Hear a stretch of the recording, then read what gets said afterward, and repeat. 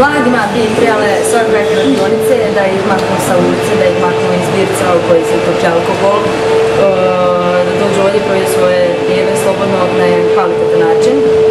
Naprimjer, ova ideja kluba, za mlade mi se sviđa jako izuzetno, je baš dobro. I ovoga mogu doći ovdje se ovoga trajiti, nego oni kažu neka nam svoje ideje, što bi htjeli slušati, kako bi htjeli to da bude.